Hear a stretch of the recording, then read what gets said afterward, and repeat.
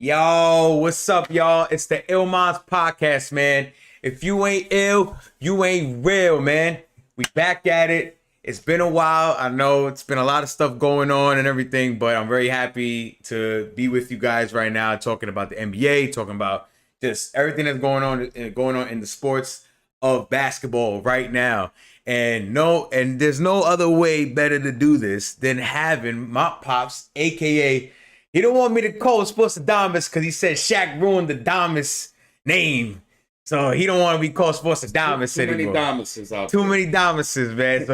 So he gonna come with a new name on the next episode when he's here, man. It is what it is. But look, we gonna be talking about, of course, the power rankings, the best teams in the NBA. We're gonna be talking about the 10 best teams. That's the only way you can really do it. And also, we're gonna be talking about MVPs. Who is the MVP candidate right now? Although it's still a little early for this MVP thing, but yeah, I know. But we're gonna be seeing who the MVP candidates are, man. There are some strong guys that I feel like this is one of the hardest MVPs in a long time. In terms of the MVP race, I already know who's gonna win. All right, cool, whatever. And we're also gonna be talking about how the rookies are. The NBA rookies. Some of these rookies, they haven't been playing a lot, so we haven't really gonna not mention a lot of them. He wants to. I don't really care for them. A little rookie review. It's only 10 games in. Yeah, the you first feel me? season, so got it. it's just an evaluation of what they're doing so far and what I'm gonna review some of my archival notes so I can see what I wrote about them. You see how serious he is because he got his freaking glasses on and he don't like wearing his glasses that much, but he got to. All right, bro. Let's get into it though. So I'm gonna chime it on to you. And I want you to tell me who is your top 10 right now for power rankings, man. All right. Well, these are not in any particular order, but the Bucks. Lock it in. Put your bets in. The Bucks is gonna repeat this year. They're destroying everybody, and they don't even have Middleton back. Listen, I think the Bucks have been they're not the most shocking team, but what I'm seeing with Giannis out is seeing Javon Carter, seeing Grayson Allen. They stepping up, man. That's what I'm saying. Grayson Allen is getting a lot of run. So now when he has to go back in the playoffs, that bench is gonna be powerful. Yeah, with Javon Carter the other day, he dropped like 36 and 10. He said it to the press conference woman. She was like, I always told you I like the kid. I just thought that mentally there's a couple of bolts that's maybe missing, They had to fuse some shit together to make it work, but but the crazy thing about Javon Carter is confidence too. Like with Grayson Allen, he's already established himself as a really good shooter. I gotta admit, spot up shooting, he can definitely hit the shot. With Javon Carter being a backup to Drew Holiday, he's a menace just defensively, and also he can score. He dropped 36 and 10 the other night over overtime game, and he was like, and the person was like, "Oh, what? How did you know you were gonna score 36?" Like, when I woke up, I was like, "Damn, the confidence in the man." I don't think anybody, nobody gonna take out the Buck when it comes to playoff time right now. Whatever, as like I said, preseason 0-5. I said. They're just trying some new stuff out on defense. Yeah. Wait till the regular season starts. And mind you, like I said, without Middleton, I'll tell you, that's the number one. They're not in any particular order, but if I had to put somebody on top, it's definitely Giannis and the Bucks. Lock it in. I think he gonna get the MVP. They're gonna win the chip. You know what's very interesting about this team, though? Is to see how Drew Holiday came from being a defensive mind. He's always been a defensive-minded scorer, second point guard. But I'm starting to see a mixture of defense. He looked like Chris Paul. He looked like a vintage Chris Paul. Well, he's always been a good defender. And that's the thing. And now he's becoming a better facilitator. Yeah, he's averaging eight. Well, he needs to. He's getting older. The defense is eventually gonna slip off a little bit. So you gotta have something else to add to your game so you stay relevant. So. Yeah, because the main thing that's always been cause of concern was that every time I see him in the playoffs, it'll be Giannis carrying Middleton, and then Drew Holiday will have a very defensive-minded game, and he will not be scoring when they kind of need him. You know how Jay Kidd and a lot of good point guards actually in Chris Paul play? They score when they need to, but when they needed him to score, he wasn't consistent. Yeah.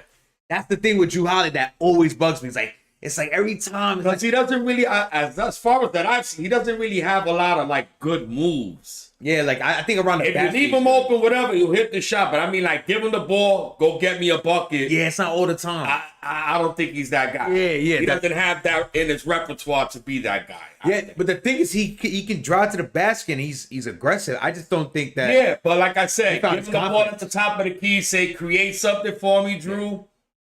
I'm not saying he can't at all, but if you ask him to do that on a regular basis every day, I don't think so. Yeah, that's one thing. I know you have some stats. Like, what's the biggest thing right now? The Bucks. Well, listen, it's just like I know the Bucks is like the stats don't really matter to me, but they 17th in points per game, but on opposing points per game, they second with 105. So their point differential is 6 points every game. But aren't they like first in rebounding too? Yeah, they're first in rebounding. Oh my God! But regardless, you win, you win. So if you score more, yeah, and they score less, you win. Yeah, that's and true. Right now, on average, they're scoring 6 more points. The point differential is pretty high, and like you brought up, the rebounds. Come on, they number one in rebounds. They no rebounds, like no rings. You know why? It's still true to today's game. It's been true to from back in the day to today. You don't rebound, no rings. You gotta rebound. Yo, dude, it's just because you got these two guys. Like you got Brook Lopez,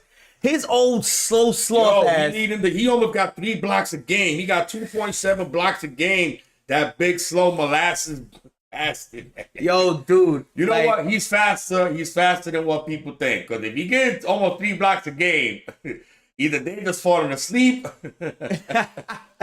Because listen, he's not the fastest guy, but it just goes to show you craftiness, knowing where you need to be at. That's all it is. He's a good spotter. And he's oh well, come on, man. That's the craziest thing. What's the nickname? I like the stupid nickname, Splash Mountain. They call him, I didn't know that. I didn't know Splash That's his nickname. Splash Mountain, because he's big, I guess. He's a fucking 7 foot hitting threes. He can shoot, man. Listen, I love Brook Lopez. Like I said, I've been seeing that since he was on the Nets. It seems like I've been watching him like 20 years at least. Yeah. But he's evolved and he stayed relevant. The game changed. When he came in, he was a post up. Yeah, that's what he was. Yeah, face up guy. 10 guy.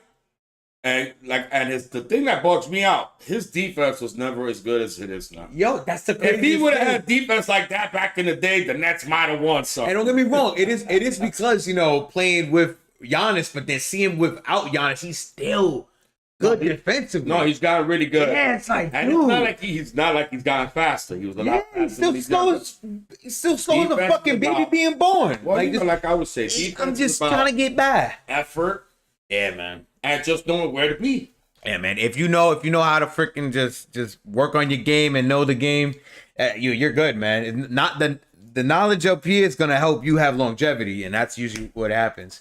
And I have the Bucks too as number 1, so it's just I do. Defense, just looking at them, the defense is ridiculous. Like I said, listen, they're the top contender. They're second in points allowed, and they're right in the middle of points per game. So, they're 17th. Mm-hmm.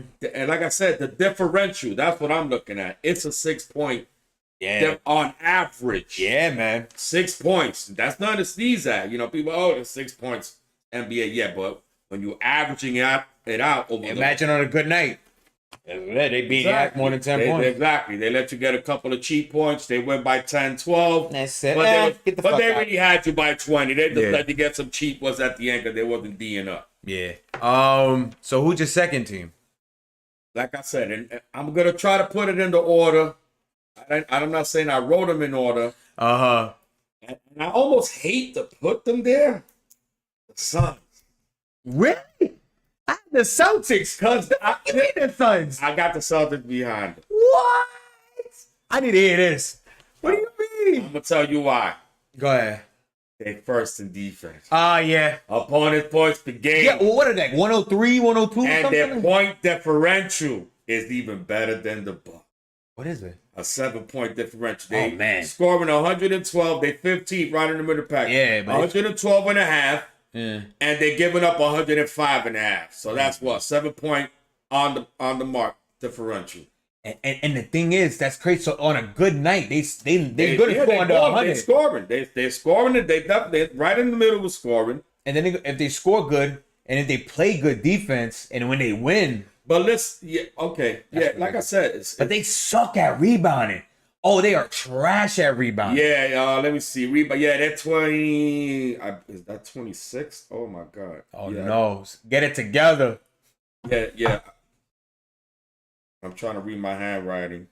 Man, you right in there, you're right. 26, yeah. 26. 26. That means to tell me Mikal Bridges, Cameron Johnson, Devin Booker. Handwriting ain't that bad, but yeah, I'm pretty sure. Yeah, that's Devin Booker, Chris Paul, DeAndre Ayton. You telling me that the perimeter and the interior defense is 26. doing that? Yeah. That's nothing to snooze at, man. That's crazy to me. Listen, like I said, I thought they were a high-scoring machine. Because of the experience. Remember, last year they was the number 1 seed. People was, you can say whatever you want. They got knocked out in the playoffs, but they were the number 1 seed. So, gotta still give them that respect. And they still hungry. It's not like they falling off this year. They're still right back at it. They're still hungry. So, like I said, you can maybe move the Celtics above them. But there's a couple of teams that they were, like I said, at the beginning of the year, I think they were pretty much right there. So, I got the Celtics there next. You can flip-flop the Celtics or the Cavs. I think they're both pretty even there. Okay. So the Celtics, they number 1 in points per game. Oh, dude. With Jaylen Brown and Jason Tatum, when they ball out, their efficiency is ridiculous. Well, they figured it out. They figured out how to play together, so that's really helping them out there. Dude, listen, Jason Tatum, and of course he's MVP candidate. Dude, man, the guy is just insane when it comes to his dribble moves. Yeah, he's been really good, especially with guys in his face. I mean, he hitting that 3 and guys is all him up and in his Jaylen Brown. Yeah. Jaylen Brown is just, he don't give a damn who's in front of him. Well, once you get that good, like I said, you give him a look. That's it. You don't have to look at it no more. He knows where it is. It's just listen. I apologize to all the Celtic fans. I remember when I first saw Jaylen Brown, I was like, man, he ain't that good. He shocked the shit out of me because I was thinking to myself, yo, Jaylen Brown, nah, it's Jason Tatum. Jason Tatum better than Jaylen Brown. Yeah, but he's working on the game too. They're both neck and neck. I think Jaylen Brown's a better defender. If he had a little bit more of an offensive, not even offensive moves, if he had a better dribble package, they'd both be neck and neck right now. Yeah, his dribble isn't as strong as. But he can shoot and he can hit and he has enough moves to get to the basket. No, he's like a Kawhi in a way to me, where he don't got flashy moves, but it's enough to get him a basket. Yeah. It's ridiculous. No, he's crafty and he's savvy. You know. Listen, man, these motherfuckers. And then with Marcus Smart doing his thing off the bench, and then you got Al Horford still, and they have. I'll tell you what, if Marcus Smart developed into like a knockdown shooter. Oh, real knockdown. It's close. It's close. That'd be serious. But the thing is, they don't need him to be that because the reason why they probably first in points per game is because of Malcolm Brogdon. Off the bench. Imagine if they had Danilo Gallinari if he didn't get injured in the EuroLeague. Bro. This is why the Bucks definitely need Middleton on point when the playoffs come. Yeah, because with Brogdon, it's gonna be hard. I still think Giannis is just gonna Giannis. Giannis is gonna be give me the goddamn ball. He's the best player in the league. Yeah, that's it. We not last 3 years in a row since he won the chip. I've been telling you he's the best player. Yeah, he's the best player. That's it. He's the best player. But I think the Celtics are the ones that it's gonna be hard for him to get through. Yeah, Middleton still. But I think Middleton, I think they'll do it, but he gotta be on. Yeah, he got to be Middleton. Yeah. We can't have a half or he's not all the way back. Yeah, exactly. He gotta be all the way back. Exactly. We need the defense. Exactly. We need the shooting, the leadership. That's the only way. Yeah, because that's the only thing that with Brogdon, they really super tough now. Yeah. That's gonna be. And let's not forget about Horford. You know, when he decides. That's what I'm saying. When he decides to go off, then they And then when Robert Williams comes back, defensive. Come on, man. They're gonna have defense and all that. Well, listen, like I said, they're gonna have at least with Brogdon. Now you got Williams and who else they got coming off the bench? I think they got another guy that's decent off the bench. Oh, they got that. Who else? But I think they should be able to. Like I said, I think they'll give the Bucks the toughest Oh yeah, I think they will too. I think it's gonna that'll be the toughest match. I think in the East is gonna be that. But there is another team that you have next on your list that I have next on my. Even though I have the Suns third, I don't have the Celtics. I have the Celtics second. All right, like I said, there wasn't really no potential. I was just writing them down and figure out who's the top 10. But after that, we got the Cavs. I got the Cavs on my list. The Cavaliers. You have the Cavs fourth. I have a team that I see down on your list fourth, and I don't have the Cavs fourth. When they lost yesterday, it brought it down a little bit. I was like, damn, I can see the little weaknesses they have, but they are. Well, what was team? that the Grizzlies? No. The team that played yesterday. Who do you have? The Cavs, right? The Cavs there, yeah. You got the Cavs fourth. I don't have the Cavs fourth. I have the Cavs sixth. Okay. But like I said, they were pretty close together. But go ahead.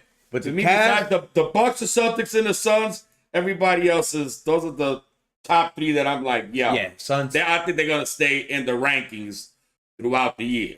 Now, this team right here, the Cavs, I gotta admit, man, the acquisition of Donovan Mitchell and with them playing two small guards with two twin towers is probably the best thing for this team. But also, Mitchell's like a top 5, top 10 defender right now in the perimeter.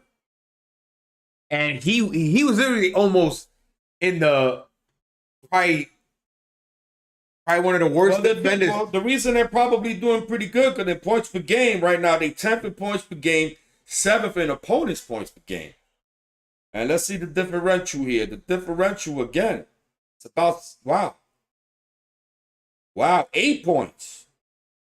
107, yeah, 8-point difference. And when they and the thing is, what I've noticed from them is that they have the guy like a Curl, and you have a Curl, you have guys like like he could defend, and then when you have off the bench, you have Kevin Love, like dude, yeah, man, you got to snipe off the bench. He gonna come in, he gonna get you buckets, and not only that, he's good veteran presence, he's good. With the young guys, the guys that don't have experience, and he's a good rebounder. He's always been. Yeah. So that makes up for everything that you need, and especially if you want to run. Okay, and I've seen them do it. They'll take Mobley out. They'll put Jared Allen and Kevin Love together. You got rebounded, then you got a guy that can stretch the floor and shoot that ball. And Kevin Love, listen, if he's the weakest defender on your team, but everybody else is pretty good, he could D up pretty decent. And this cat he's team, not totally trash. Yeah, and the Cavs team complements each other. Look at that. Kevin Love doesn't need to be the best defender. You already have Jared Allen to freaking block and alter shots. He's good enough that if he gets beat, like I always tell you, when you got a big, get beat to the side of the big. Mm-hmm. If your big isn't down there, then if you're gonna get beat to the side where the big is gonna be closest. That's good defense. Yeah. But a lot of, like I said, man, you see the garbage that goes on a nightly basis in the NBA. Yeah, so that's just common sense, bro. Yeah, it's common sense. But I have to admit, with them having those two small guards, I didn't think it was gonna work. But seeing Donovan Mitchell play hard defense, well, it works because they got rim protectors and they're long as far as forwards and center, whatever you want to call them. Yeah, and that's what I think. I think a lot of if they didn't have that, they'd be trash. Yeah, because they're not going to be able to defend anybody. Yeah, well, I got to admit, Donovan Mitchell's played really well. But I also think maybe they second guess driving past Donovan Mitchell and trying to shoot over him because they think, damn, they got Mobley and Jared Allen in the paint. If I go in the paint, one of these guys are going to alter my shot. So I'd rather take my chances on trying to dribble on Darius Garland or Donovan Mitchell. Yeah, but if you're a good passer, if the bigs come to you, then you just throw it up. That's it. Yeah, that's true too. But that's hard when you got two freaking mobile ass dudes in the paint, man. You got obviously you can't have them both operating in the paint at the same time. You gotta, if one is in there, whoever's your best 3-point shooter should be on the outside, and the other one close to there. Yeah, because Evan Mobley, that's the way I would scheme it up. Yeah, because Evan Mobley's he's very versatile. He can play the perimeter. Not on every play, but that would be the basic framework. Like, okay, we're gonna do it like this, so that way we don't clog up the middle. You stay on the out, try to make the three, then come in for an offensive rebound, whatever. That's another thing. There's people, especially guards in this league. I don't know what's up with the offensive rebounding. When everybody's taking three, the guards gotta rebound well, and there's a lot of guards that just too much running out. So it's where the game is now, Yeah, so but rebounding. Listen, if I see you throw that three, it's you could just track it. Especially, You know, if you're in the paint, good luck, because usually it's gonna bounce over you. But the guards got to come back for those. That's true. I see that on a lot of teams. Just Yeah, a little and with the pet peeve. yeah, but the craziest thing about the Cavs, right? To go back to it, what I've noticed more is that Darius Garland seems like he's realizing that this is Donovan Mitchell's team in a way, because he's a star. I was a rising star, but in terms of skill set and being clutch, I'd rather trust Donovan over me. So I think he's probably realized that, because I see him defer to him more. And even though he was balling when he was out, I think Darius Garland sees him like, damn, this is this guy's team. And I think with them leading the way with Donovan is going to lead to them. It doesn't have to be about ego. It's just, you know. No, I know that. I'm talking about deferring. Darius is still going to gas and develop. Yeah, exactly. But I also think that he's realized that, okay, right now he's better than me. We got to ride. He's going to be the alpha. Yeah. And I could just cruise control. Yeah, you know what I'm saying? I've seen it. And Donovan Mitchell's taking that and be like, look, I'm trying to get everybody involved too. He's throwing passes, he's playmaking also. He's playing great. I'm loving it. And on a quick notation to Knicks fans, I understand y'all crying because we didn't get Donovan Mitchell. But if we would have had, now mind you, if we wouldn't have already gotten Jalen Brunson, then I say yes, okay. Let's try. Yeah. No, it would have been a good move. Even if Danny Ainge would have fleeced us, because he would have been asking for the moon. But without Jalen Brunson, yeah. Because because you got him and Jalen Brunson. You already see Jalen Brunson can't defend. You put them both in the backcourt. Mitch is always hurt. So we're going to get cooked on a nightly basis, bro. They're going to be coming in with the gravy and the stick, just basting us right before the game. We're gonna get cooked every game. But look, they can't stop nobody from coming in. Yeah. We got nobody to block any shots or misdirect.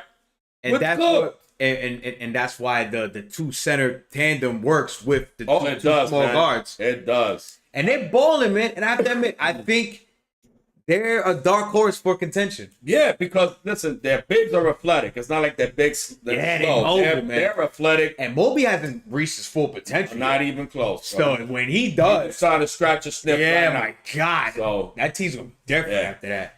And yeah, man. I'm interested in seeing how they develop through the year. Yeah, for real. But as far as you couldn't ask for a better start, it looks like they got off to a really good start. Yeah, like they've been slacking, but they've been losing close games. You know, Stephen Curry, he just fucking balled out yesterday. It was heartbreaking. Like I said, I don't think you could, overcome that.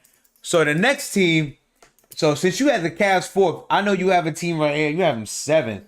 I have them fourth. The Utah motherfucking Jazz, man. Listen. If they're not the best team in the NBA, the only reason I put them fourth is because I honestly think it's a little bit of fool's gold now. Listen, I just think they're 10-3 right now because they balling out, but I think throughout the season they regulate. They might, but I have hope because I'm loving the way the most improved player I think right now is Larry Marketing. And let me be honest. When we talk about the MVP shit, you're gonna hate me. So well, listen, they're good on they're second in the points per game. Their offense is ridiculous. And in defense, they're right in the middle of the pack, which is good. The win differential is about 6 points. But also they're fifth in assists.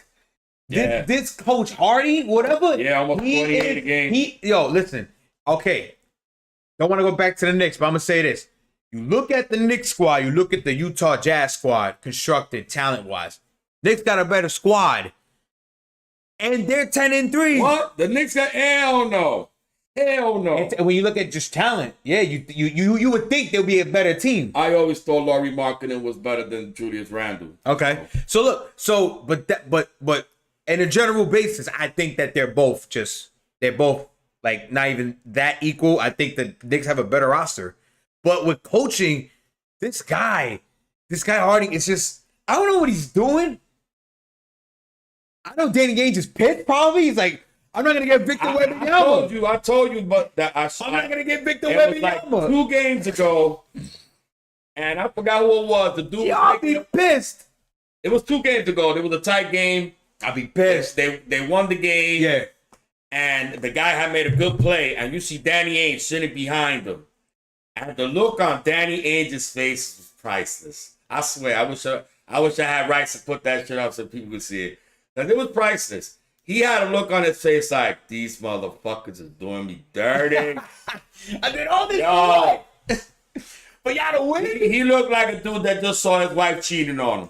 Oh my God, he was so pissed. Like, he was just like, why? Why? Like, he probably pulling the coach in. He probably pulling the coach in like, why the fuck these motherfuckers keep winning? oh man, listen, Yo, I think it's a player rebellion against the tank. yeah. Like y'all, like damn, Danny, you thought we was that trash? Like that's what you thought of us? That we were the ingredients to your fucking tank, Danny Ainge. Really? Like, nah, fuck So you. I swear to God, I think that's sentiment in that team. You know me, I love playing psychologist, and I'm telling you, I believe that's the sentiment in that team. Like, F you, Danny Ainge. You think I'm that trash that you thought we was gonna be you was gonna get the number 1 pick? That's how bad we was gonna be. I swear. But like you said, I think eventually it falls to the mean. They're probably gonna be like a 500 team, maybe a little bit above 500. But hey, that's the beauty of watching the season play out. Let's see what happens. Listen, what if they keep balling? Yo, listen. End up on number 4 seed or something. Yo, listen. They number 1 right now in the West. Why he should still be happy? You got all this draft capital, and you're the number 4 seed. Yeah, and you got a good squad right now. I mean, you're not gonna get Wembanyama. You're not gonna get You're not gonna see happy. F you, Danny Ainge, and your Wembanyama. Listen, you know why? You know why I hate Danny Ainge? Because he always finds a sucker. He always finds a sucker. Always finds a because, sucker, bro, the bamboozleness to get Jason Tatum, I gotta give it to him. I gotta give it to him. He suckered. I mean, he suckered the shit out of them. Oh my God. Oh my God, Philadelphia, you will have a championship right now. Imagine Embiid. Come on. Oh yeah, what the fuck? Embiid and Tatum. Come on, man. It's over. It's over. You get those 2 together, bro. Imagine. Especially, but the thing is, you know, I say that on paper, I guess. But Embiid be liking that damn perimeter too much. For do 7-2, yo, I would just be abusing people. You'll be having people coming in with flak jackets to play me, bro. I'll be busting up ribs every night. I don't understand it. Listen, man. Don't get me wrong. I appreciate having the full repertoire. So that way when they want to take you away from the pain, you be like, all right, I'll take it easy now. Yeah.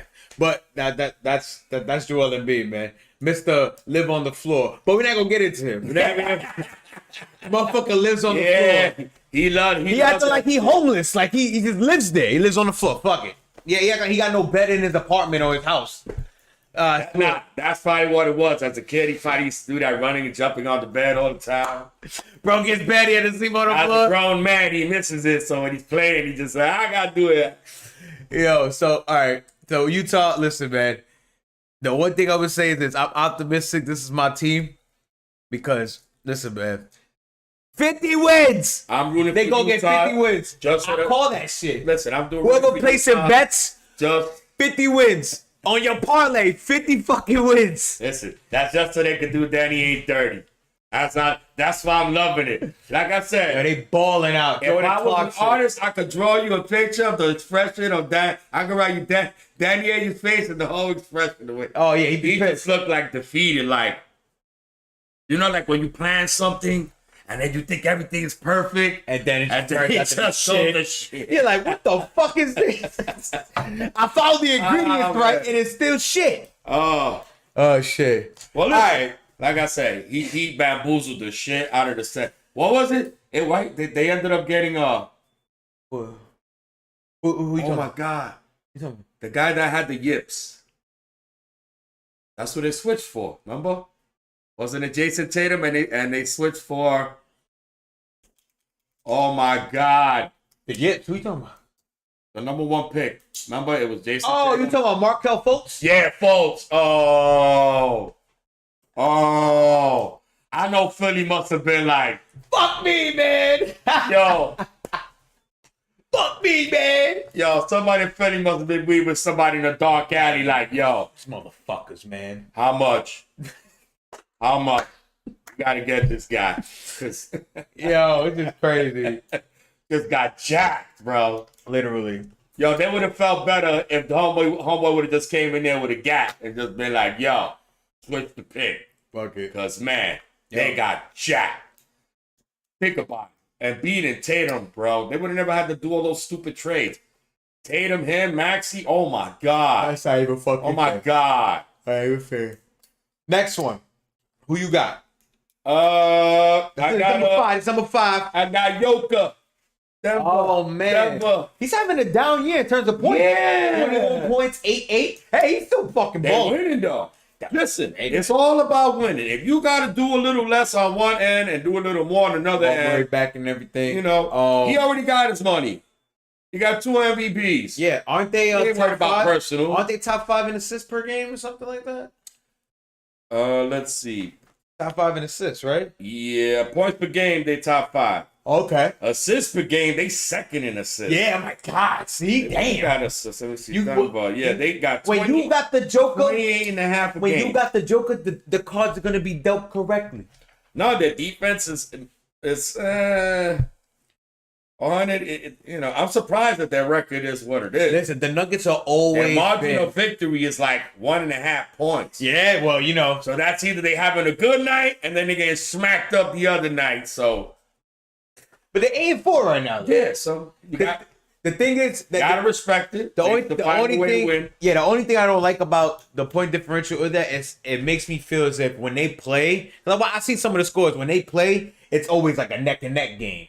So now the team's gonna score high, they're gonna score high. Okay. So, but remember, they always been an offensive team. They've never had lockdown defenders. No. The only guy they had was Jeremy Yeah, Grant. well, and listen, they traded him. at least they're doing okay in the rebounding That's right, they let department. him So go. that always helps you out. You know, they're 11 for rebounding, so that's Yeah, man. that's always a help. Jokic, Aaron Gordon doing anything, you know. Yeah. So that They're good. They Jamal fifth Murray's in not doing a good. scoring. They fifth in scoring, 11 for rebounding, which that's by itself is pretty good. Yeah. And they second in assists. So their only real weakness is, I guess, the overall defense. Mm-hmm. But you know, it's not. At least it's not the bottom of the league. Yeah, it's true. I gotta admit, Jamal Murray though, like he's been having a little down year, but Yeah, he just came back. But you know, Yeah, I'll go to the All-Star break. yeah, to get back to form because they're gonna need that. Maybe before that. Let's say Christmas. Yeah, because they're gonna need that. I think by Christmas you should be all right. Yeah. Oh, who else you got? Number 6. I'm yawning this shit. Oh yeah, I got the Portland. I mean, like I said, they're not in a particular order. I could say the Grizzlies, or I could say Portland. Grizzlies? Any either one. We can talk about both real quick. Portland. Portland. I'll tell you Listen, what. man. The only stat that really pops out team wide is their defense. The points per game is their third. Cuz. Fucking. So, and I'm sure they got some long dudes on there. Yeah, Jeremy Grant. Nurkic has been playing good fucking defense, bro. You need long guys that could protect And the Jeremy perimeter, Grant, man. especially in today's game. And I think they got that, so that's probably reflected. And Josh Hart. With Josh Hart, Jeremy Grant, and Nurkic, I'm shocked Nurkic is playing well.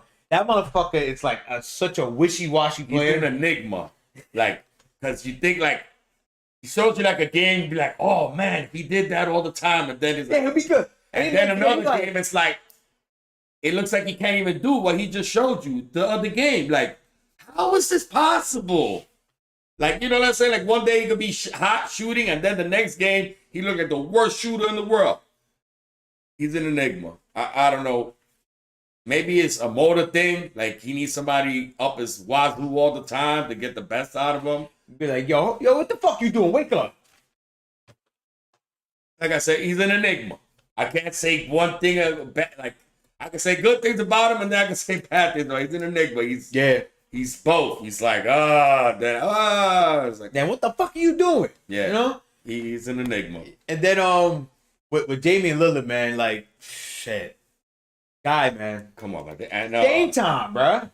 hold on. And Anthony.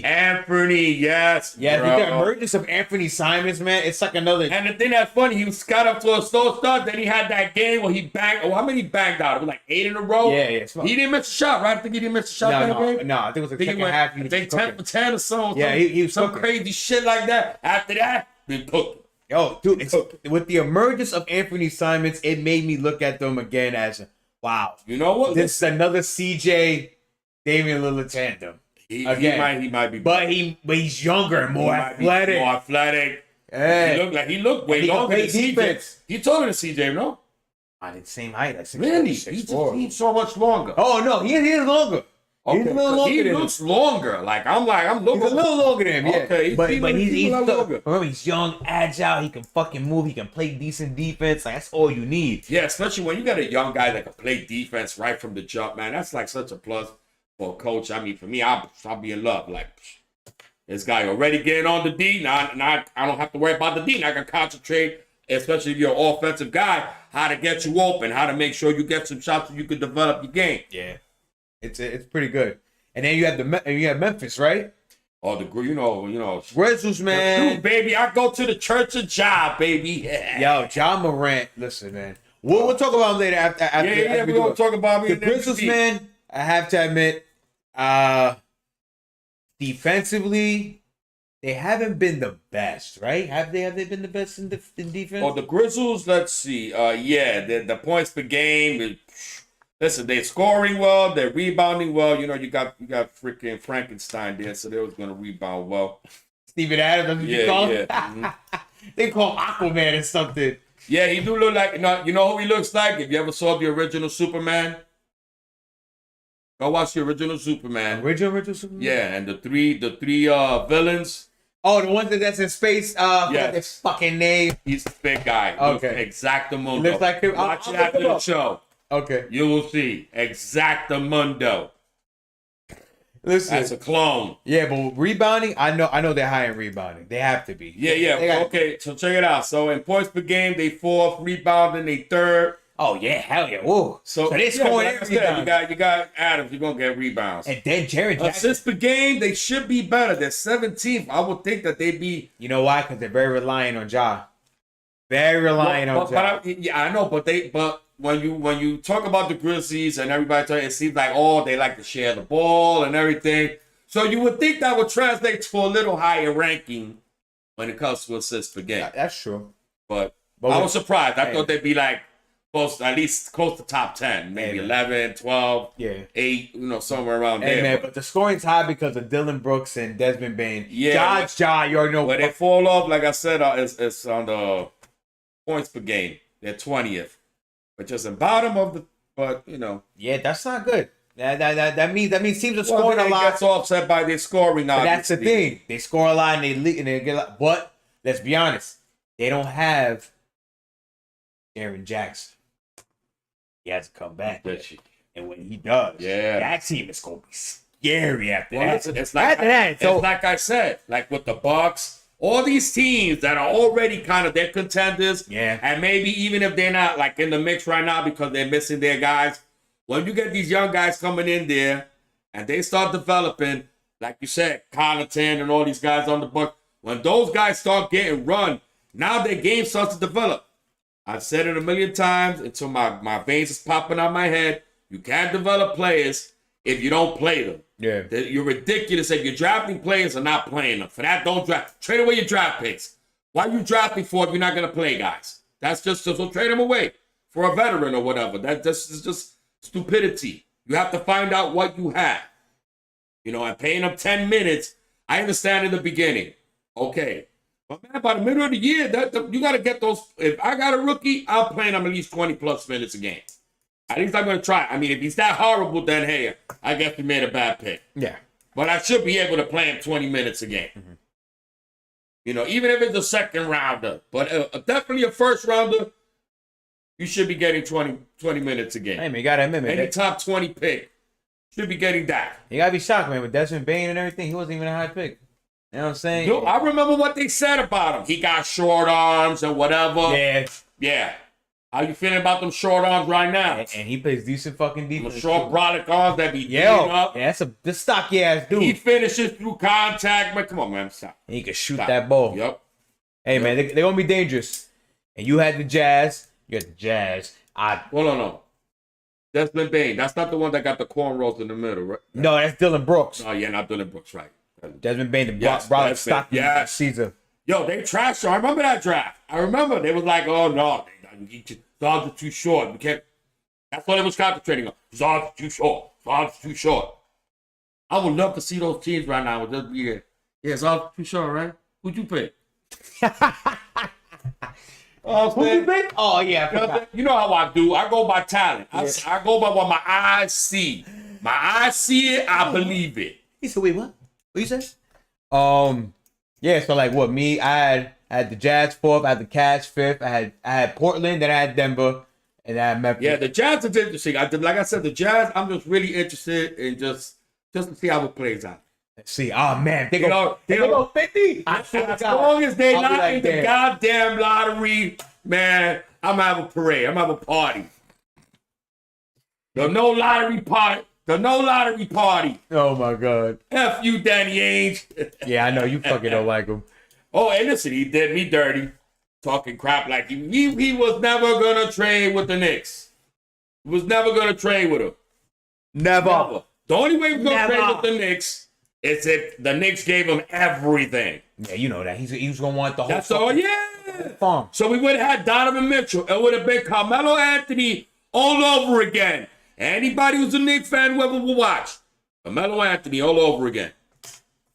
One guy, nobody around him.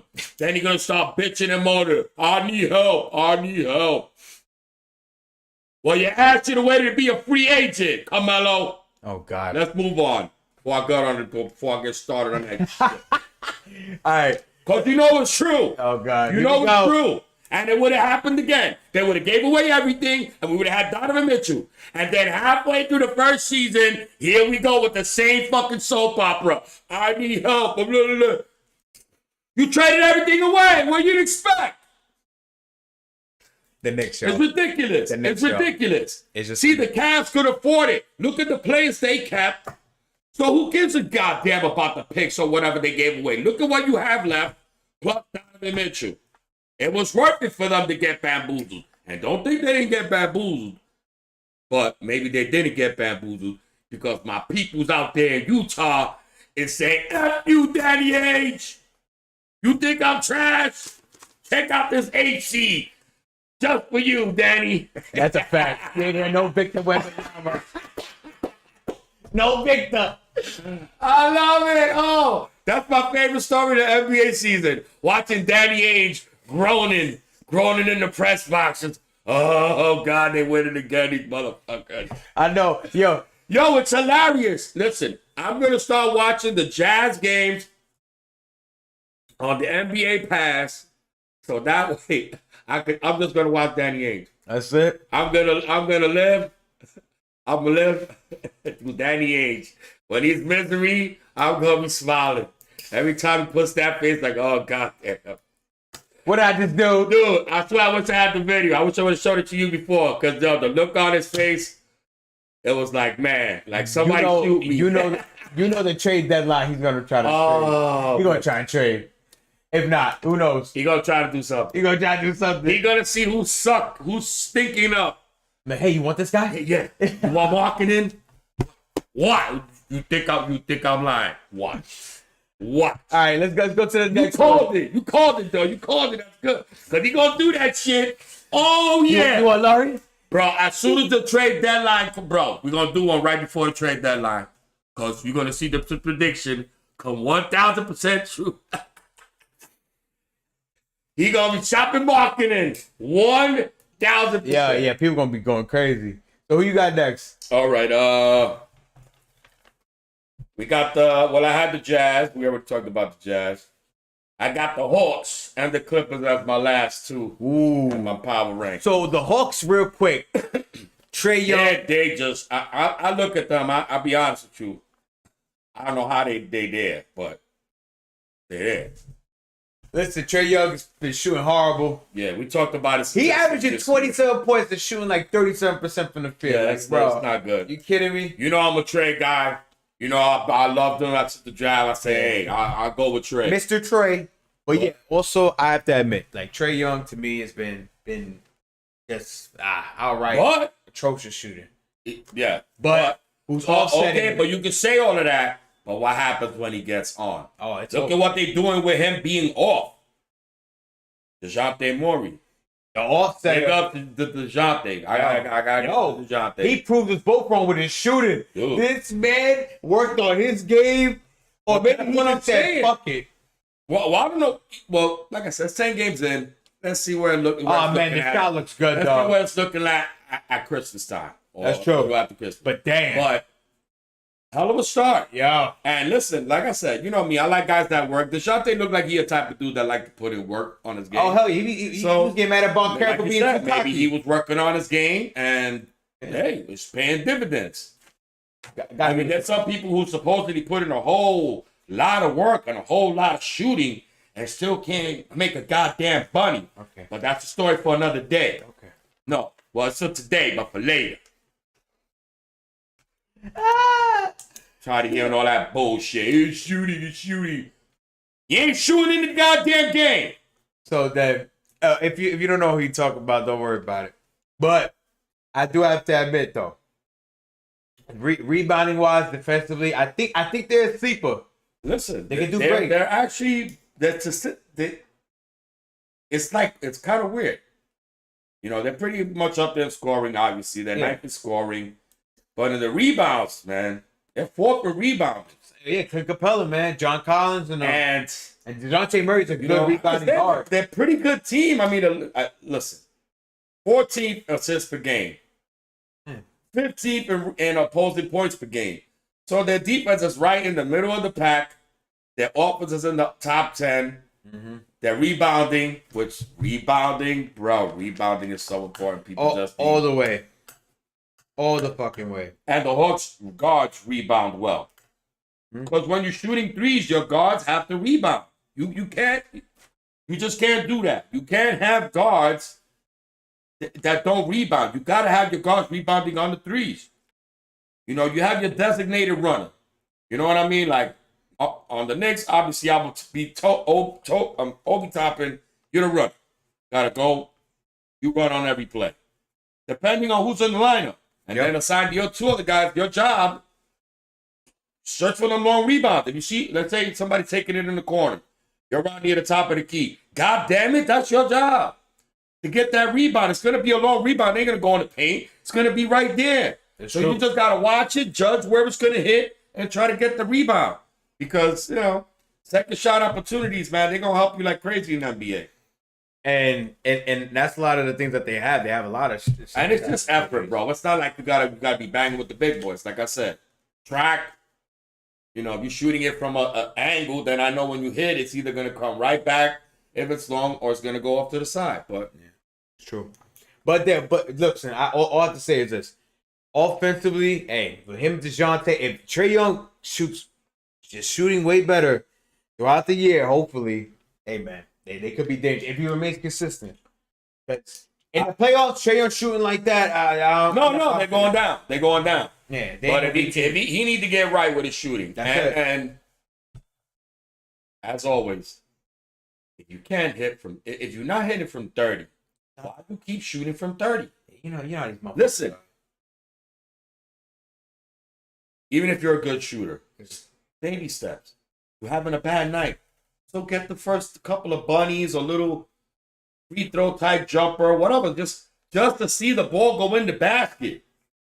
Because all sports, it's about confidence. I tell you, you could name any sport. If I could just go in, snatch the confidence right out of somebody's heart, they're not going to be the same player. They just not. As soon as something goes bad, it's just going to keep going bad. Yeah. So, you know, confidence is everything. Confidence is everything. But I think they do have the confidence and everything. So let's see how they play out. I think they'll be good. I think they'll be good for next week too. I think they'll be good next week and next month. I think they'll still be solid. I think they'll. It depends on other like the Nets and all the other teams. They start getting better. Hopefully, but like I said, just take reasonable shots. I'm sick of this. There's a trend now in the NBA that's really nauseating the shit out of me. Is that people are off. Okay, even if you're a good 3-point shooter, but this sometimes it's not even good 3-point shooters. LeBron James. And taking 35-foot threes. Like, bro, what the are you doing? You already bad at it, so you're going to make it harder for yourself. I don't understand that philosophy. I just don't. I don't understand it. It makes no logical goddamn sense. Take a corner three. Yeah. Keep taking a corner three so you hit one, then say, okay, I'm going to go out now a little further. Yeah. But goddamn. And they just keep on launching from fucking Pluto. Ridiculous. Ridiculous. Like I said, I'm a coach. I'm going to tell you to shoot with confidence. But once I see you off and you just chucking it, bro. Time out. And guess who's not coming back on the floor? That's the way you send the message, bro. You don't even got to yell at them or nothing. Yeah. Time out, switch them out. Good. Does it again, switch them out again. Guess what? The message will be received. All right. We got the last team, the Clippers.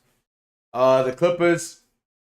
I only put them in there. I was only going to put 9. I put them in there because their record, I guess, signifies that. And the players that they have on the roster, if they're healthy. Dude, defensively. Kawhi Leonard ain't never going to be healthy. And that's that.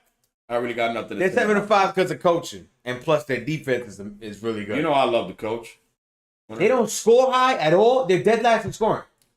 But they're like top 10 in defense. They fucking 30th. They have to be 30th, They're 6th right? in defense. They 30th on offense. Yeah. They're well, not defense. It's points per game. Yeah. They're like a top defense. Rebounding, they're not even good. Wow. I don't even know how listen. It's coaching. That's the mark. That's what I was gonna say. That's a mark of a hell of a coach.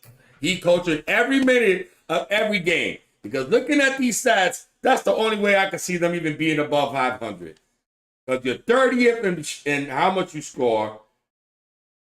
And wow, 21st in rebounds. So that means you're not getting a lot of extra opportunities. Nope.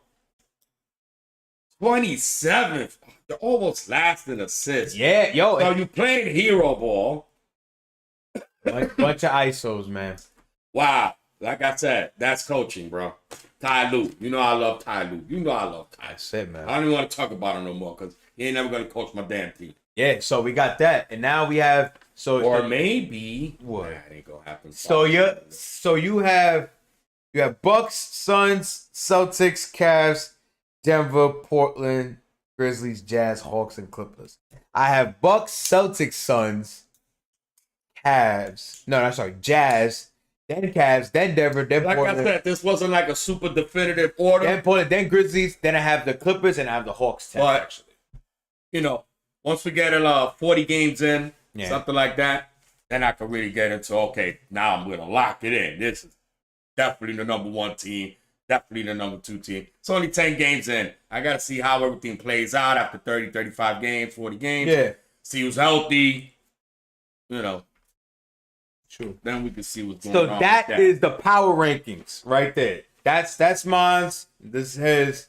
We talked a lot about it and everything. But now with these top teams, there's some MVPs we got to talk about. Some candidates that we see. It's already settled in my mind. There's only 2 guys that I think is gonna get it. I think there's 4 guys that could probably get it. Yeah. Listen, it depends on how the teams go. I'll go first. I'm not gonna list them all. I'm gonna name one player. I'm gonna let you get the guy you always want to say. You know, it doesn't matter. If we pick the same one, then we both right. It don't matter. No, it's not that. It's just I think it's 4. Luka. Well, I'm not just gonna say one. Luka.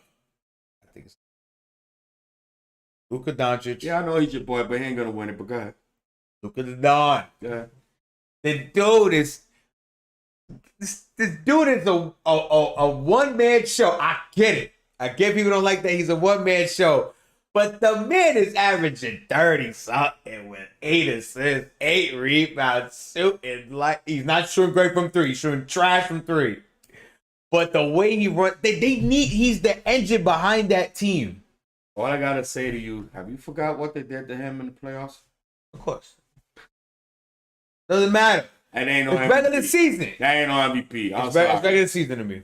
Listen, he's clutch. I love Luka. He is clutch. Go ahead. He's clutch. He's dynamic. He's an unathletic, athletic player.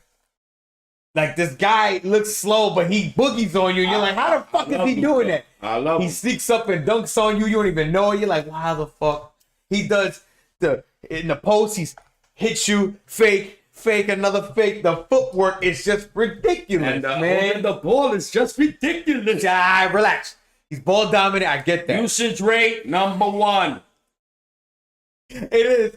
It's bad. But that's my guy. Yeah, number 1 and number 2. Nah, listen, that's my guy. And number 2 is my guy, so I'm not good. Yeah. Yeah. But my guy don't hold the ball for fucking 20 seconds on a play. Sorry. So my guy gets it and destroys you. Oh my God. Within 5 seconds. Yeah. You can pull up any tape. 5 seconds, destruction. Yeah, but I think Luka's one of them. But you go ahead. You want to talk about your guy? You know what guy you No, listen. I have a bug. Hold on, but what's your list? You got Luka. You just we going in order. Oh, you gonna say who you gonna win? Okay, well, my guy that I think is gonna win, not the whole list, but my guy that I'm saying is gonna win is Giannis Antetokounmpo. Look at the record. Look at the team. Look at just watch him every night. And if you have any doubt, then that means your eyes ain't working. I gotta admit, if we're doing in order, it's Giannis. My heart wants Luka. He's a monster. Yeah, he's a monster. Let me see what we doing here. Almost 32 a game, 31.8 rebounds, 12.2. And he's second in rebounds. 5.3 assists. Yeah, for a big guy. Come on, he ain't no. And he's shooting what, like 50-some%? Yeah, I'm not even gonna get into that. You already know he's shooting over 50% every year. Let's stop the nonsense. And then whatever this PIE stat is, I guess it's an efficiency stat. Yeah. Bro, I mean, dude.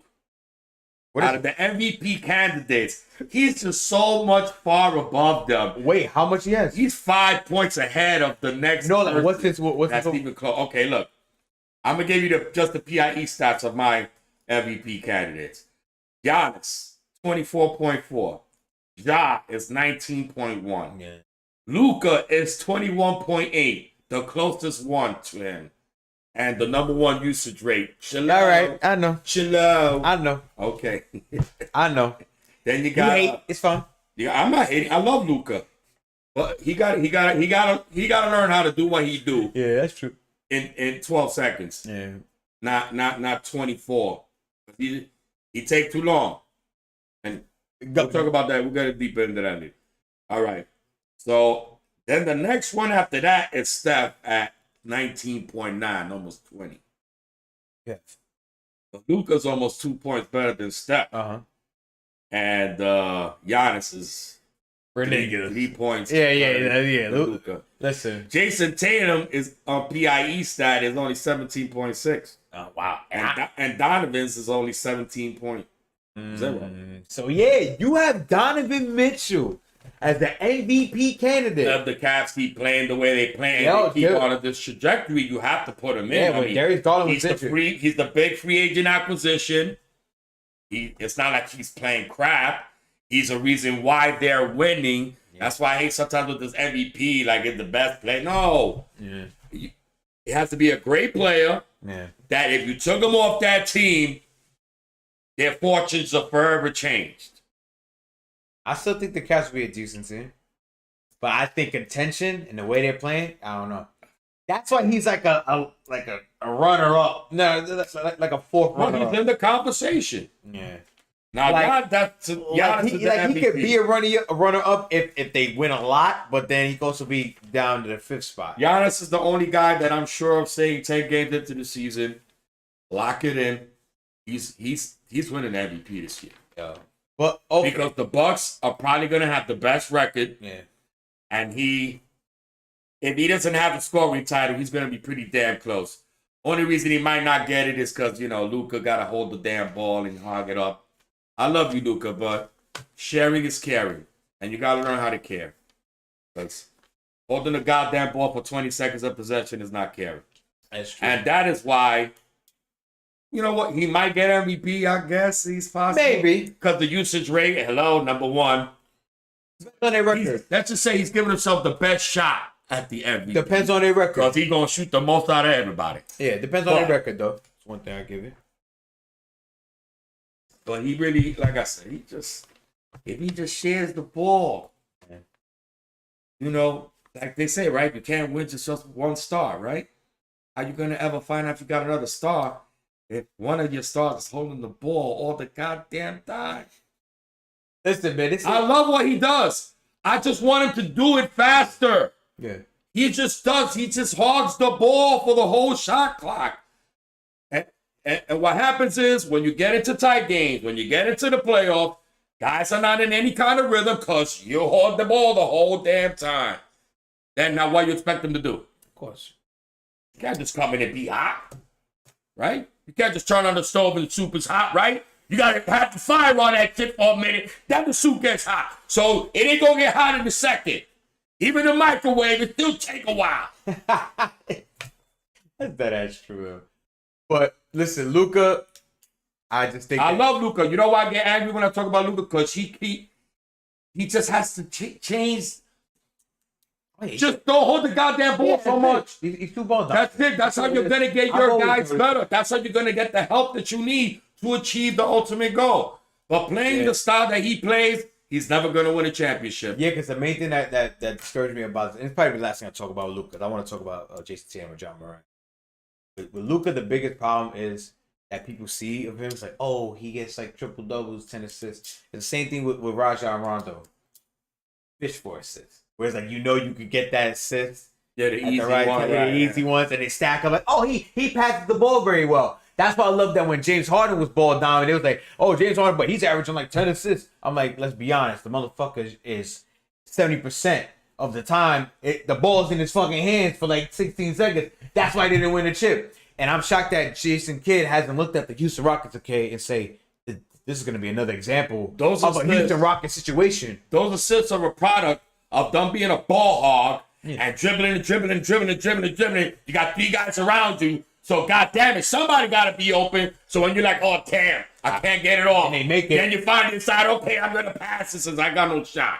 Yeah, it's because they're good passers. Yeah, it's pretty deceptive. It's like, oh, you think you're like, exactly. oh, he's averaging 10 assists or 8 assists. You're like, He's sharing the ball. No, he's not. He's dribbling. The double team comes. There's 3 seconds left. He knows he can't get the shot off for 3 seconds, so he passes it to somebody in the sight line, and that's it. Yeah, man. Listen, you know me. I love basketball, and I tell you what I see. Yeah. And this is the way he plays. I notice that every time. I don't see him winning a championship. That's why we win and lose with him. That's what's kind of and this is another argument that we always have. That I tell you, sometimes stats lie to you. Yeah. Because there you go, usage rate number 1, Luka. Number 2, Giannis. Right behind him. He's like right behind him. I don't feel like looking it up. He's right behind him. Like it's not like a big gap. It's pretty close. But Giannis, he gets the ball and moves the ball. Yeah. Yes, he's touching that ball every goddamn time. Damn fucking Skippy. That's Giannis Antetokounmpo. He got to touch that goddamn ball every time now. But he doesn't hold the ball. Yeah, he gets it. Either he's going to destroy or he's going to drive, kick. And then he's coming back around again. Here we go again. Destroy, drive, kick. On a possession, Giannis might touch it 3 different times. Yeah. That's different than Luka. That's different than Harden, where it's just bouncy.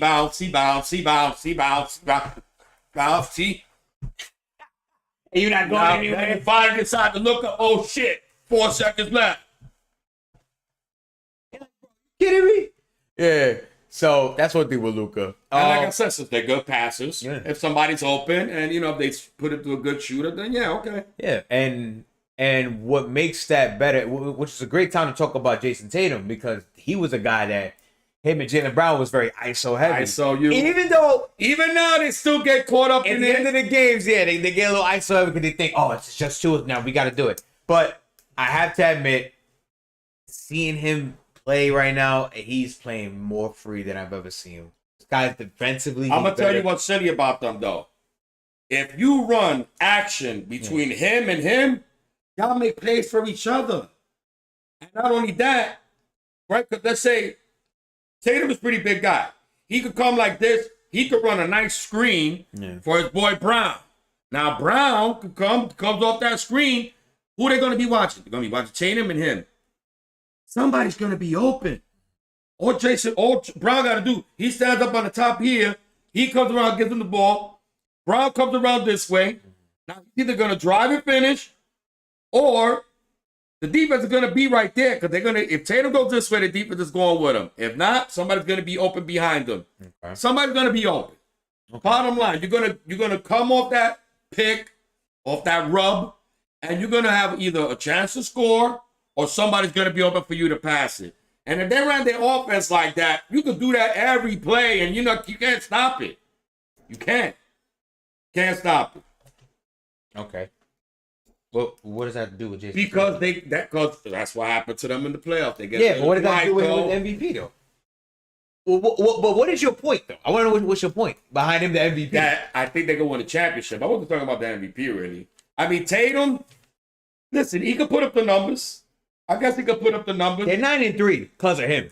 Jaylen Brown too. He looked like he's gonna have his best year. He looked like he's gonna have his best year yet. So shooting, you gotta put him defense. in the mix. Yeah. And like I said, he's shooting it in people's face, bro. Like, oh man, they all clutch up on him, and he's just banging. And he's clutch right now. He's just hitting banging. When he gets hot, that's it. You can't stop. Man. You can have hand in his face, all up in him. He's another one. Ain't gonna make a difference. It's another one. Another guy, John Morant. I think he's always gonna be in that conversation. Oh yeah. Man. I think every year he's gonna be in the league. He's gonna be in the combo. Yeah, man. I think John Morant's one of them. Like to me, wow. But it all depends on record for all of them. He right behind. Oh. Yeah. Well, John Morant is the only one out of all the guys that I have on my MVP race that is not scoring 30.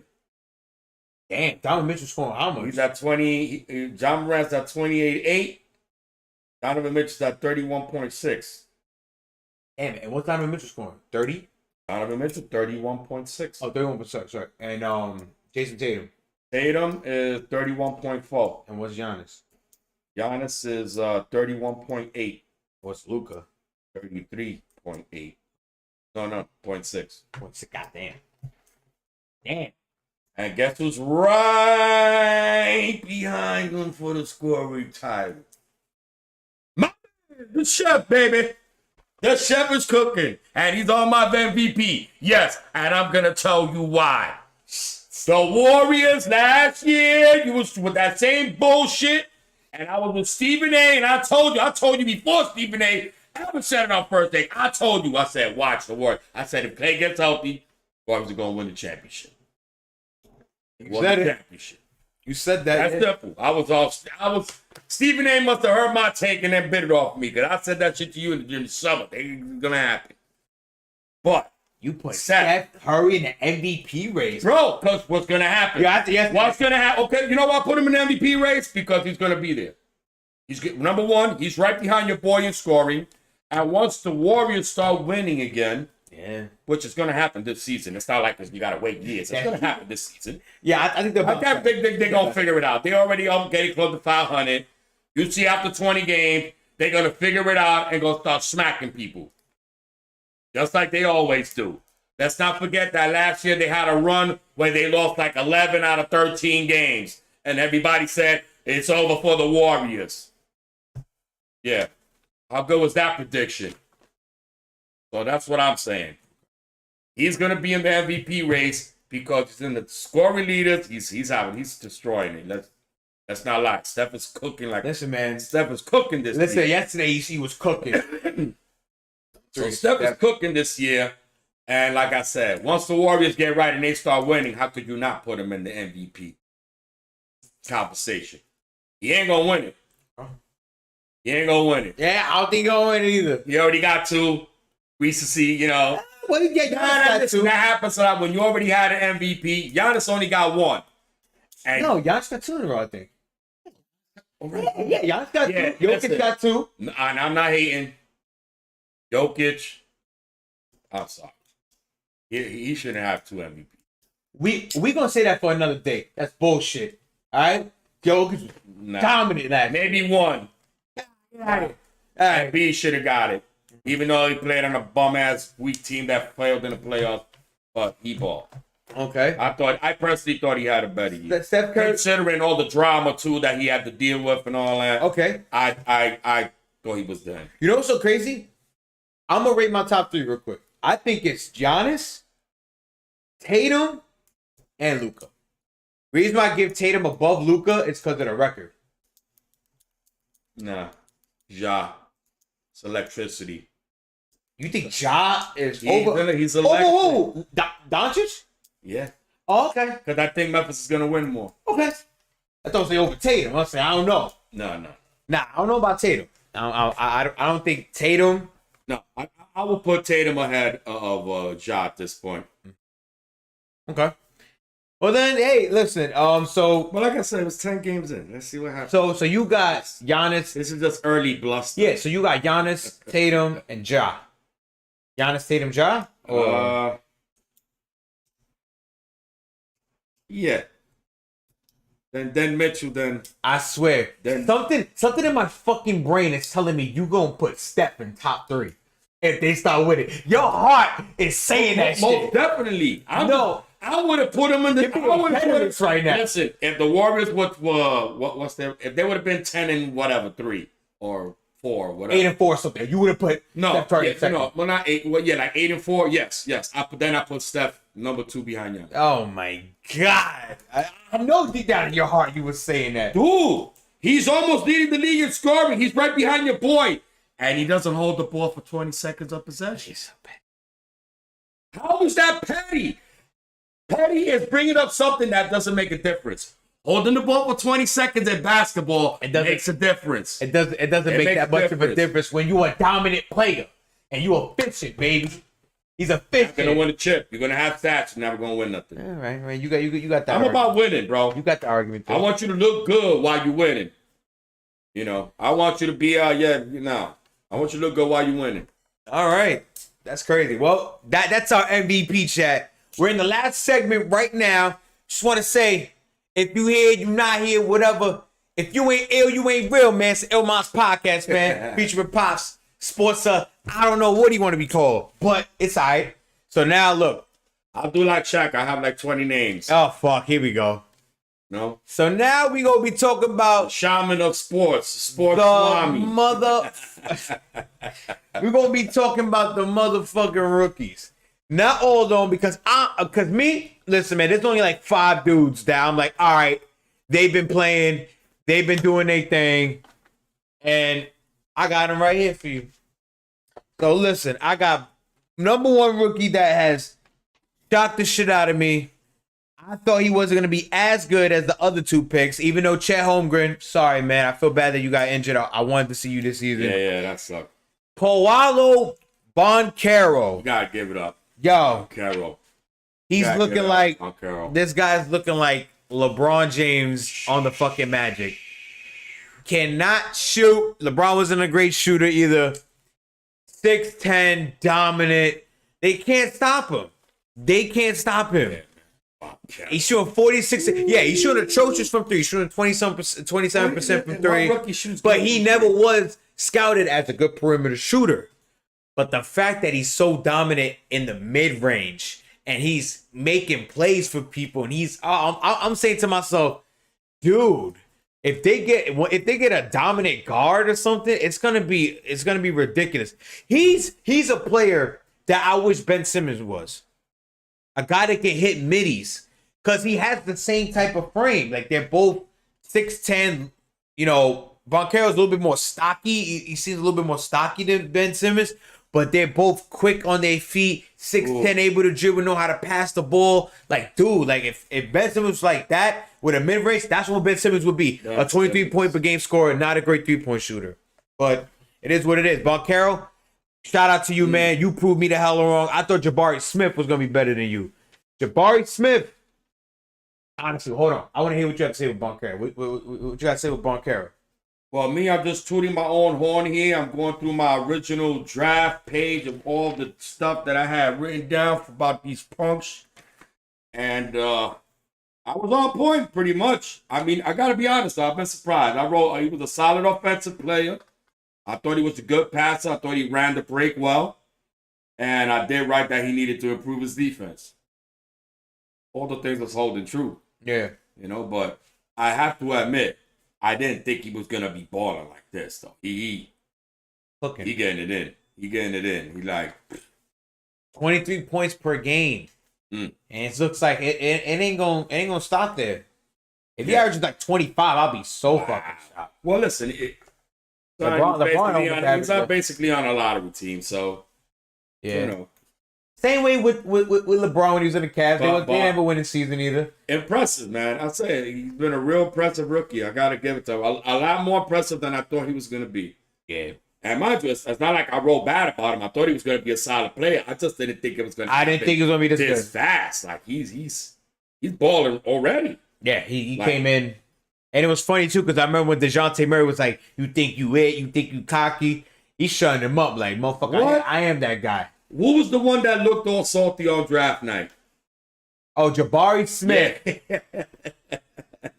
I thought he was going to be the best player in the draft. All salty, like, how this dude end up number one? I thought Jabari Everybody who looked at Boncaro like they should have been number one, y'all need to stop.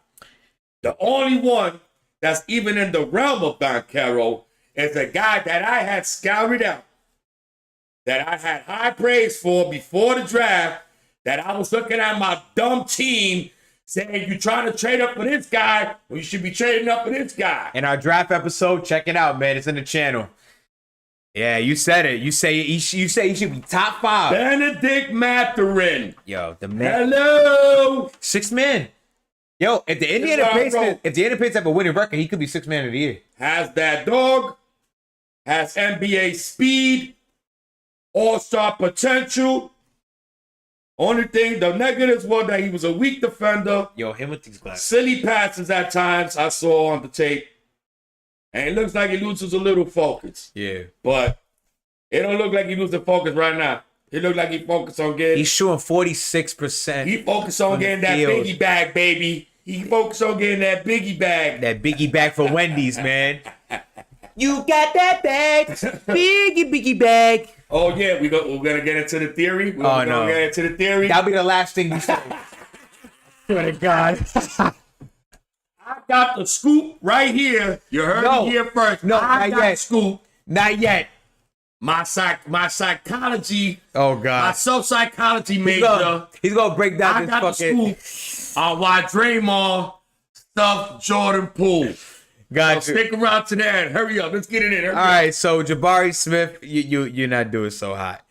But Benedict Mathurin, hello. He's averaging He's averaging 20 points per game, shooting 46% from the field, shooting 43% from 3. Benedict Mathurin. From 3. And I was seeing the games, even the game that they lost. I forgot who they lost to. I think it was the Kings or one of those teams. He had 30 points. This dude looked like the second coming of like some Dwayne Wade. I swear to God, like this guy. He got the heart. He got the heart, bro. This dude looked like an Iguodala type of blend. Like he was able to shoot, can dunk the ball viciously. This guy is. Listen, he gonna be a star if he continues playing like this. Benedict Mathurin.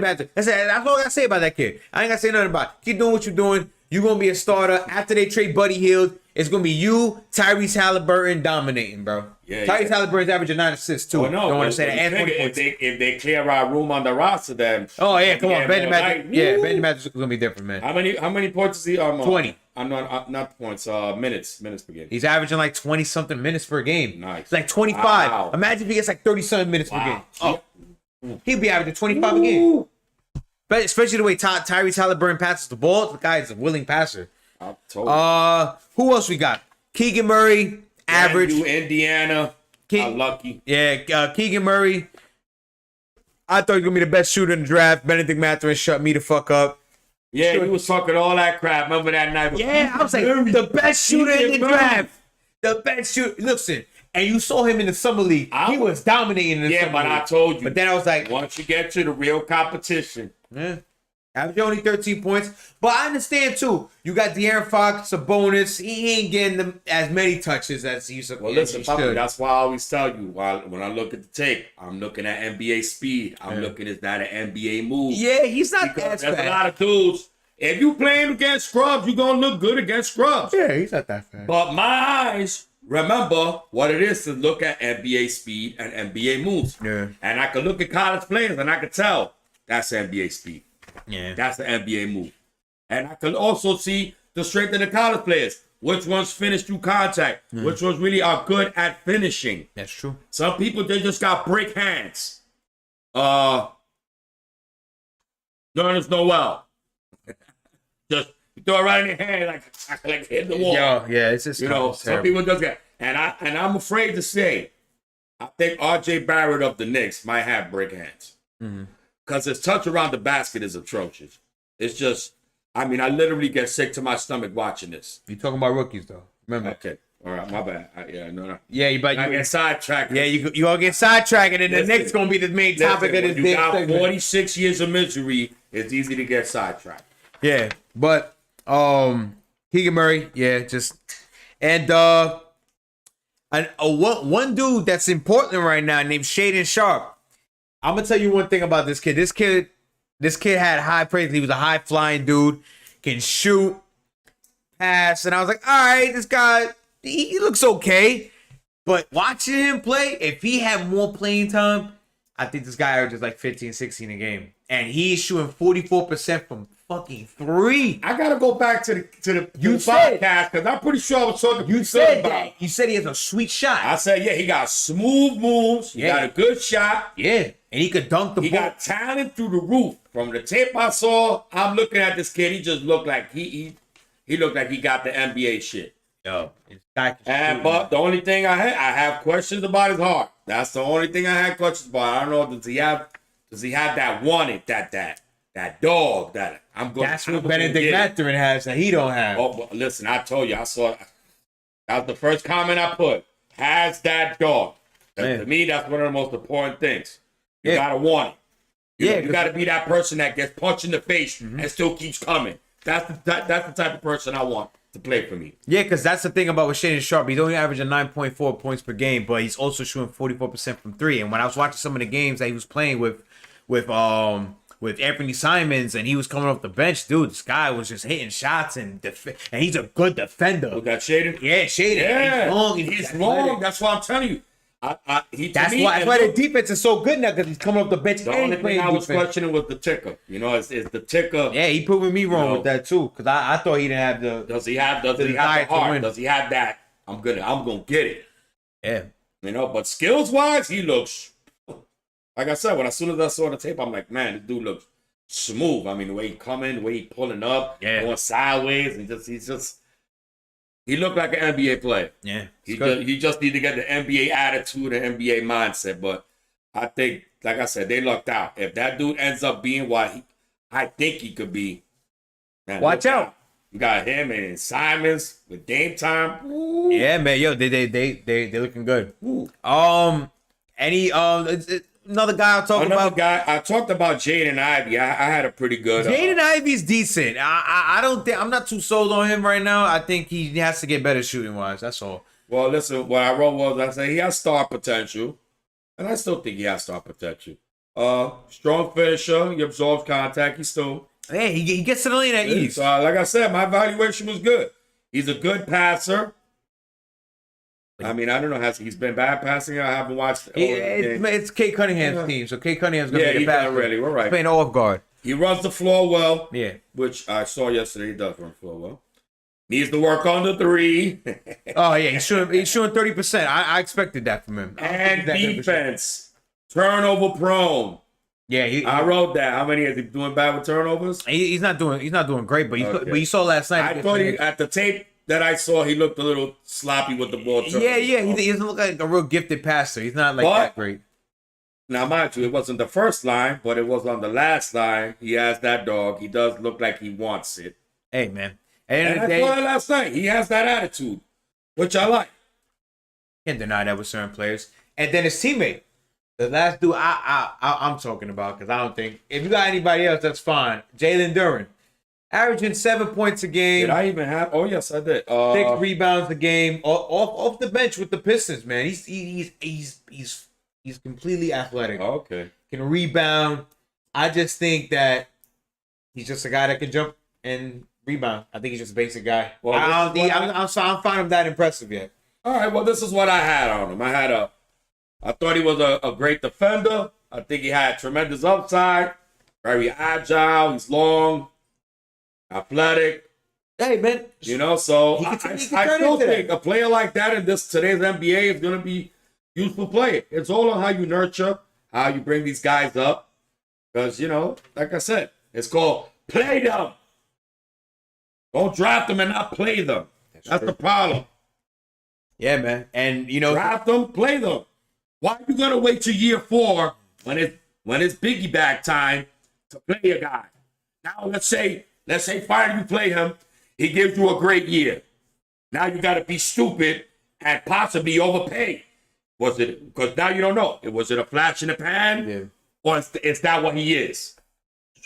But if you play him and you got 2 years of this, then listen, anytime you got 2 years in a row, that guy is probably that guy. Yeah. You know. Now you got one good, one bad, jury's still out for me. Yeah, it's true. I'm like, You wishy-washy, right? right. You know, you give me 3 out of 4, being the 3. Let's say you had one good, one bad, then good. I might believe you good. Yeah. But 1 year, man, that you rolling the dice, bro. You at Vegas fucking throwing the dice. That's all you doing. So that's funny, too, because drafting well is what the Warriors have done. But they also develop. Think about it.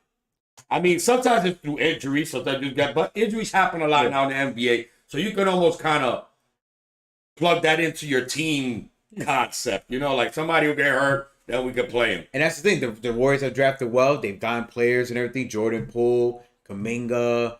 No. Did they draft Jordan Poole? Yeah. Did they Well, just draft play Poole? goes out, they stink it up. Jordan That's Poole. one way you do. Stink it up, and now you got James Wiseman. reinforcements coming. Yeah, King Kuminga. Then you got Jordan Poole playing his ass off.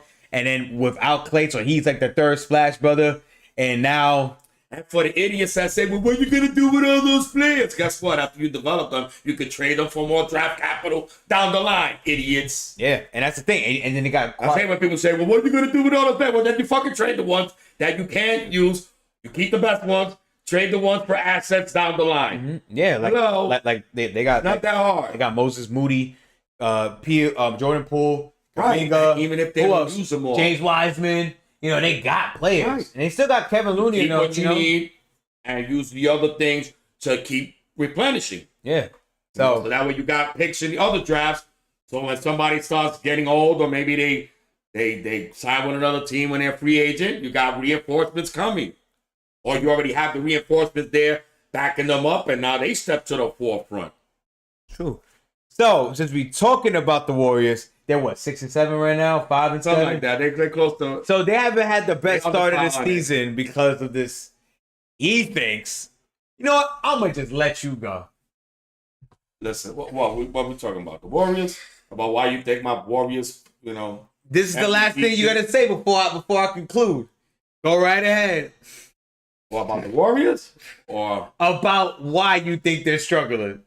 Or why. You. Okay, no, well, listen. We're going to get to the genesis of the Draymond Green. No. Because this is the reason why you think they're Draymond struggling. Green, Jordan Poole. This is why you think they're struggling. If y'all remember, Right there. all right. If y'all remember when You got to hear this shit. when they won the title last year, who was Buddy singing together, singing that Wendy's song? We got that bag. We got the biggie bag. Right? It was Poole, and Wiggy Boy. And he was Andrew like, Wiggins. we about to get a bag. Andrew Wiggins. No, you about to get a Andrew bag. Wiggins. Exactly. No, you're right. Exactly. All right.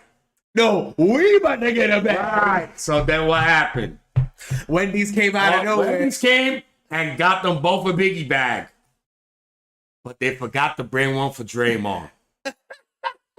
So then what happened was, here we go, next training camp. They were in practice, and Jordan Poole and Wiggy Boy, it's just like this.